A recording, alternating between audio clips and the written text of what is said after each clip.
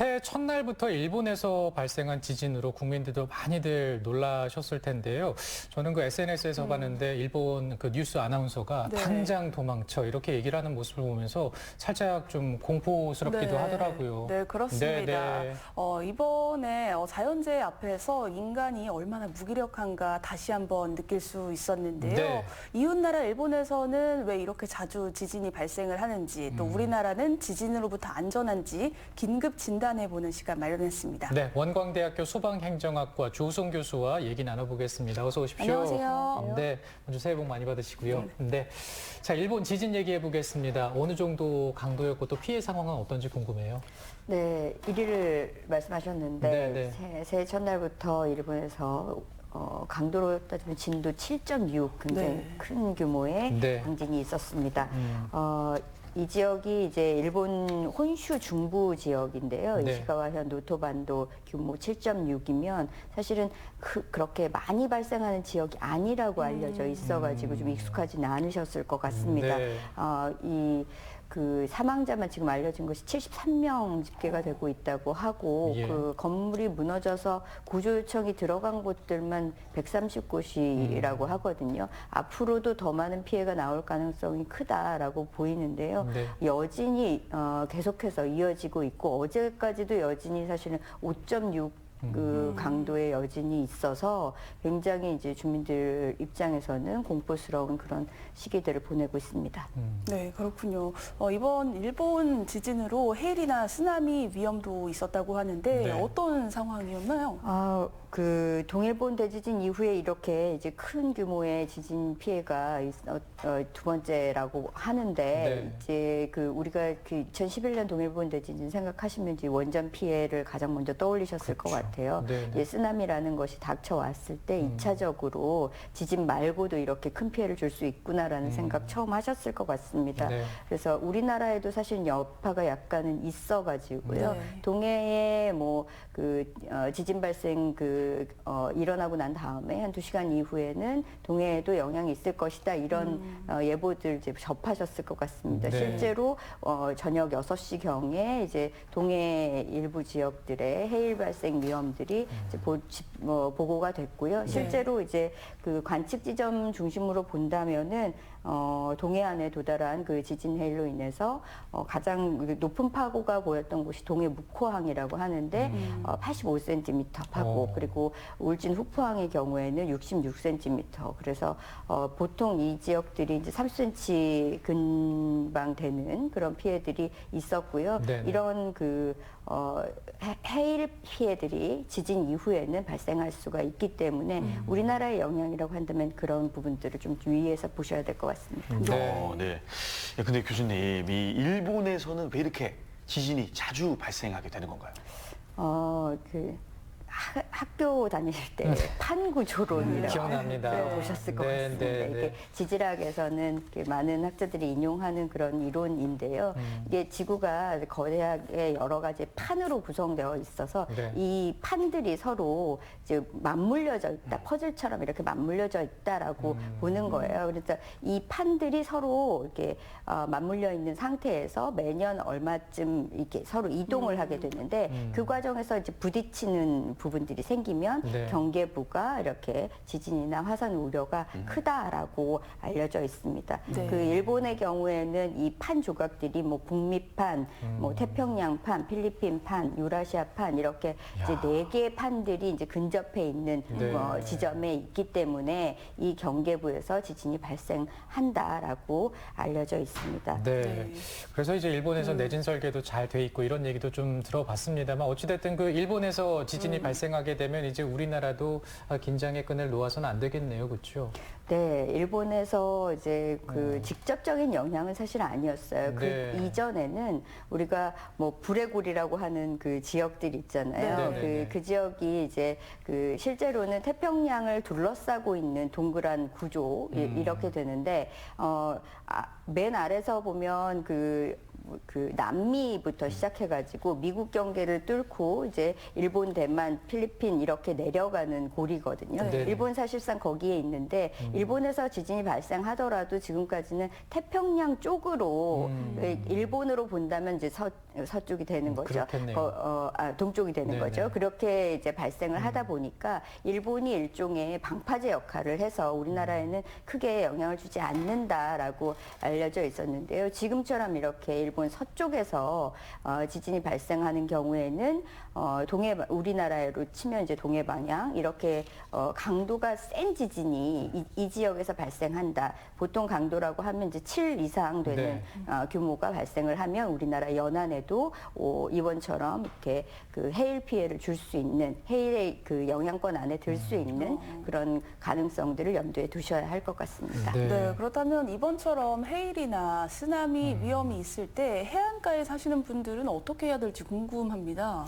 네, 보통 이제 지진이 느껴졌다. 지진이 이제 보고가 됐다. 지진 이제 경보가 오잖아요. 네네. 그렇게 되면 지진 해일이 올 수 있다라는 사실을 항상 생각을 하셔야 될 것 같습니다. 최대한 빠르게 해안이나 해안으로 빠져나가는 하천 하구부죠. 이런 지역들은 피하시는 것이 좋습니다. 네. 대신에 높은 곳으로 그 하천이나 해안가를 벗어나서 높은 곳으로 대피한다라고 하셔야 되고요. 피할 시간이 없다라고 한다면 가장 높은 건물 그리고 철근 콘크리트 구조로 된 튼튼한 건물 그 3층 이상 되는 곳으로 올라가야겠다. 혹은 해발고도 10m 이상인 언덕이나 야산 같이 고지대로 올라가야 되겠다라고 목표를 잡으셔야 할 것 같습니다. 그래서 네. 대피하시는 것이 가장 중요합니다. 네. 그 일본 아나운서 말씀하신 것처럼 네네. 피할 수 없는 규모인 경우들이 많습니다. 실제로 네. 저희가 이렇게 뭐 얼마 이상의 지역으로 가라라고 이야기하지만 이건 언제까지나 어디까지나 가장 최소한의 기준일 뿐입니다. 네. 그래서 할 수 있는 한 최대한 멀리 그리고 가장 높이 올라가시는 것이 중요하다라고 보셔야겠습니다. 네. 네. 이 지진이 발생했을 때에도 어떻게 대처하는지가 굉장히 좀 궁금한데요. 자, 먼저 이제 평소에는 어떻게 좀 대비를 좀 해야 될까요?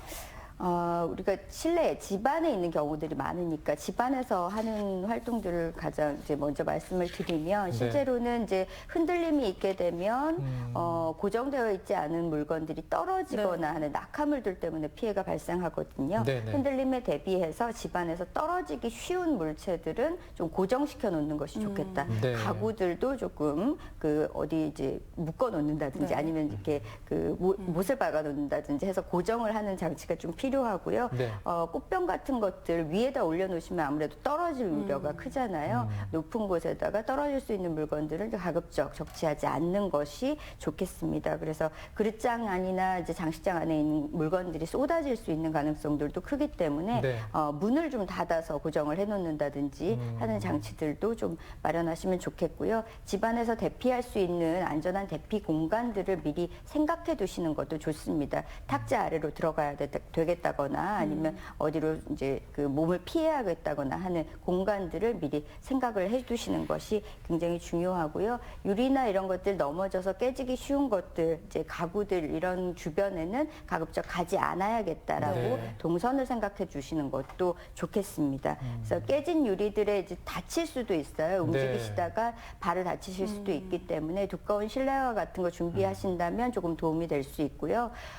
난로 같은 것들은 스스로 넘어져서 화재를 일으킬 수도 있기 때문에 네. 겨울철이라고 한다면 이런 화기들은 가급적 좀 주의하시는 것이 좋겠고요. 네. 가스나 전기 미리 점검하시는 것도 좋습니다. 2차적인 폭발이나 이런 화재 우려가 더 커지기 때문에 화재 발생에 대비하는 작업들을 좀 해두시는 것이 좋은데 소화기 미리 준비하신다든지 네. 혹은 소화기 이용하시는 방법 같은 거 미리 생각해 두시면 숙지해 두시면 도움이 되겠습니다. 네, 정말 그 지진 발생했을 때 우리가 당황할 수 있는데 그렇다면 어떻게 행동을 하면 좋을지 행동 요령을 좀 차근차근 얘기해 보겠습니다. 먼저 이제 앞서 집에 있을 때의 상황을 말씀해 주셨는데 우리가 집에 있을 때 지진 맞닥뜨리는 경우가 많을 수 있잖아요. 네, 실내가 네. 가장 그렇죠. 그렇죠. 예, 예. 네, 어떻게 하면 될까요? 흔들림이 있을 때 이제 탁자 밑으로 들어가라라는 이제 교본 많이 보셨을 것 같습니다. 네.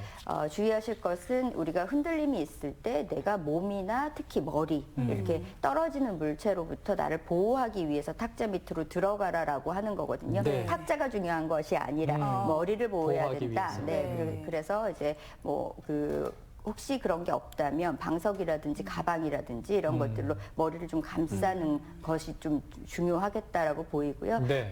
그리고 난 이후에는 피하기 위해서는 나가야 되잖아요. 그렇죠.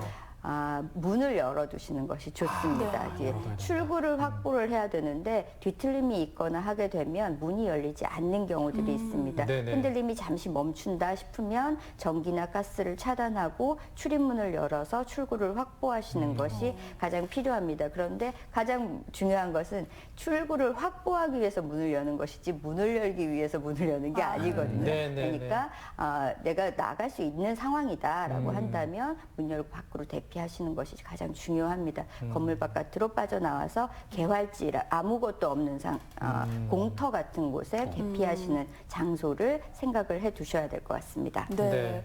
그렇다면 학교나 고층 건물, 뭐 학교처럼 사람들이 많은 곳에 있을 때는 또 어떻게 대피를 하면 좋을까요? 네, 학교나 건물 안에 계시는 상황도 집 안에 있는 것과 실내라는 측면에서는 거의 동일한데요. 네. 다른 상황들은 같지만 고층이면 아무래도 엘리베이터 많이 이용하셨을 거잖아요. 네네. 그런데 지진이 발생하면 엘리베이터 사용은 절대로 하지 않도록 탑승 절대 금지하도록 하고 있습니다. 네네. 엘리베이터 안에 있으면 그러면 어떻게 하겠느냐 하면 모든 층에 그 버튼을 다 누르셔가지고 어디서 쓸지 모르니까요. 가장 먼저 열리는 문에서 무조건 내리셔서 네. 계단으로 이동을 하셔야 되겠습니다. 그렇군요. 생각만 해도 사실 좀 끔찍합니다. 네네. 실내와 갇혀 있다는 생각이 드니까요. 근데 또한 이동 수단에 있을 때도 갇히는 경우가 있잖아요. 뭐 운전한다던가 아니면은 뭐 기차나 버스. 네, 이럴 때는 또 어떻게 또 대응을 해야 될까요? 네. 차량을 운전하고 계시는 동안이었다라고 하면 이번에 도로 끊어지고 한 상황들도 많이 보셨을 것 같은데 우선은 오른쪽 가로 피하면서 서행하면서 정차하고 반드시 키는 안에 두신 상태에서 몸을 바깥으로 대피하시는 것이 좋습니다. 네. 이후에는 라디오라든가 이런 정보들을 청취를 하면서 대피하시는 것이 좋은데요. 혹시나 기차 안에 있었다거나 지하철이라든가 이런 거 이용하셨다고 한다면 실제로는 우리가 다른 전동 수단을 다 멈추게 할 수는 사실 없습니다. 네. 그래서 내가 넘어지지 않게 주변 물건을 꼭 잡는다든지 아니면 혼란을 피하기 위해서 안내나 방송의 지시에 잘 따른다든지 해서 2차적인 인파의 혼란으로 인해서 발생할 수 있는 피해들을 좀 줄이기 위해서 노력을 하셔야 될 것 같고요. 네네. 실제로는 열차에 탑승해 있다거나 했을 때는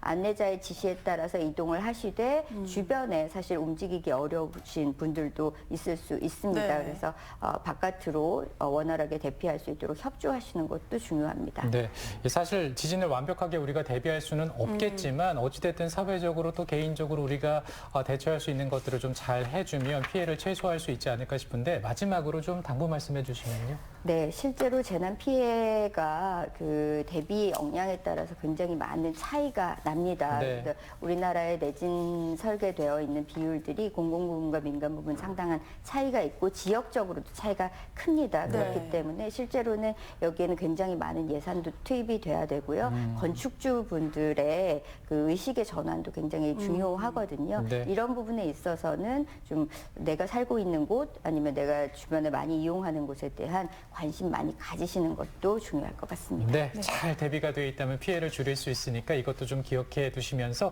오늘 이야기 여기서 정리하겠습니다. 교수님 오늘 잘 들었습니다. 감사합니다. 감사합니다. 성구 씨 오늘 잘 들었습니다. 네, 감사합니다. 감사합니다. 용해를 맞아서 용해 기운이 느껴지는 곳 한번 가보시면 어떨까 싶어서 좀 알아봤는데 청주의 그 용두사지 철당간 이것은 용의 머리에서 이름을 따온 곳이고요. 네. 그리고 용암동은 그 용을 닮은 바위에서 이름을 지었다고 하네요. 네, 그렇습니다. 네. 그리고 충주시 용산동은 마을 언덕의 작은 못에 용이 산다고 해서 붙여진 이름이고요. 그리고 제천시 한수면 송계리 구룡소라는 곳에는 9마리 용이 승천했다는 전설이 전해진다고 하네요. 네, 용의 기운이 서려 있는 곳에 한번 가보셔도 좋겠네요. 저희는 내일 또 인사드리겠습니다. 고맙습니다.